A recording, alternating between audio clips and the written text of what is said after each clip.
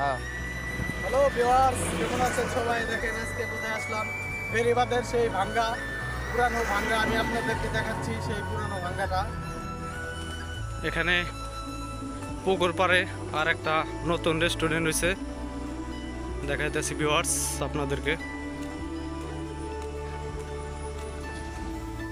দেখেন এখানে একটা তাল গাছ আছে, খুব সুন্দর।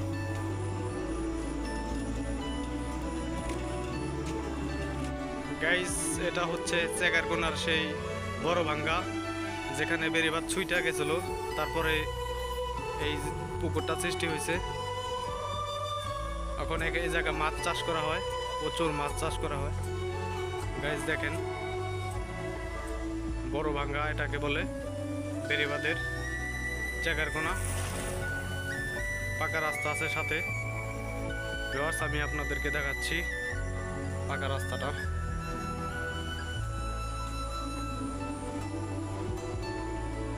ভিউয়ার্স দেখেন, পাকা রাস্তা।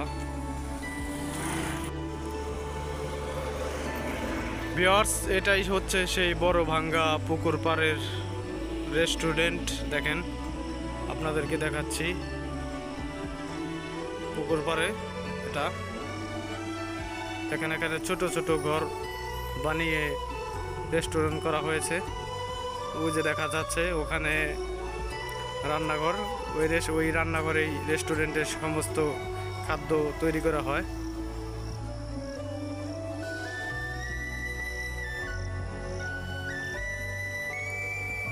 তারপরে এই পুকুরের সৃষ্টি হয়েছে, এখানে এখন মাছ চাষ করা হয়। দেখেন ভিউয়ার্স, এটা হচ্ছে সেই পুকুর পাড় ক্যাফে রেস্টুরেন্ট। দেখেন ভিউয়ার্স, এখানে লেখা আছে পুকুর পাড় রেস্টুরেন্ট, মানিকগঞ্জ, বেরিবাদ। এটা হচ্ছে সেই পুকুর পাড় রেস্টুরেন্টের গেট। ভিউয়ার্স দেখেন, এই গেট দিয়ে ঢুকতে হয়। দেখেন কি সুন্দর করে তারা পুকুর পাড় রেস্টুরেন্টের সাজিয়েছে, দেখতেই পাচ্ছেন ভিউয়ার্স। আমি আপনাদেরকে ভিতরটা একটু দেখাচ্ছি।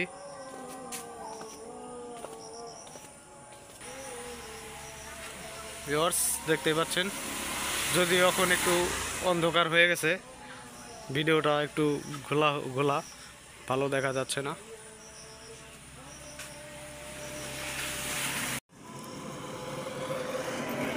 ভিউয়ার্স, এটাই হচ্ছে সেই বড় ভাঙ্গা পুকুর পাড়ের রেস্টুরেন্ট। দেখেন আপনাদেরকে দেখাচ্ছি পুকুর পাড়ে এটা।